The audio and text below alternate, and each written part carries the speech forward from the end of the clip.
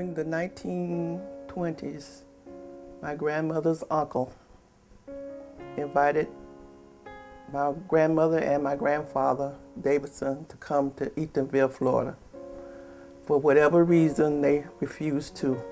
It was not until 1948 that the decision was made to come to accept great uncle Jim Steele's invitation to come to Eatonville.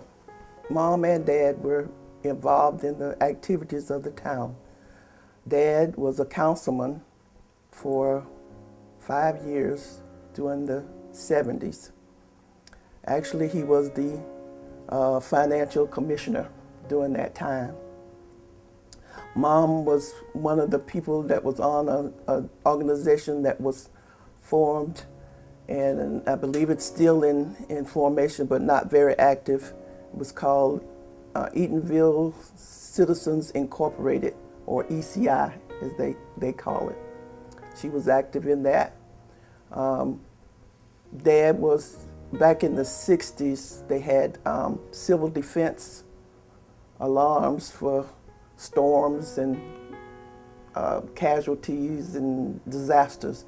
Dad went to take the classes, and he was the civil defense person for the town of Eatonville. Mom was busy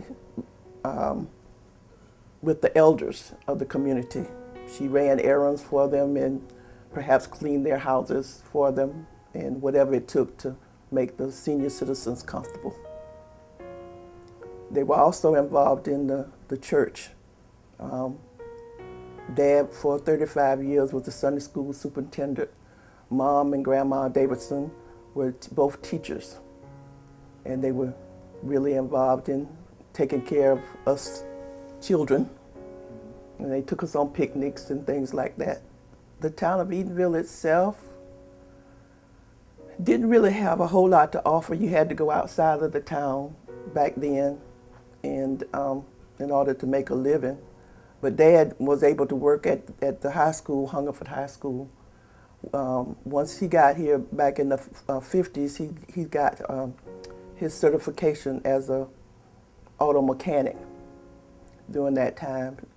And well, Mom and her sisters and Grandma did domestic work in houses in the surrounding communities. We were a tight community, so we really didn't know a whole lot about what was going on in the outside world. I mean, other than watching TV, but we didn't really have to lock our doors. We did, but you didn't really have to lock your doors back in the early 50s. It was a pretty safe neighborhood. The police department and the fire department was manned by volunteers, and people in the community would work together. Everybody kind of looked out for everybody else.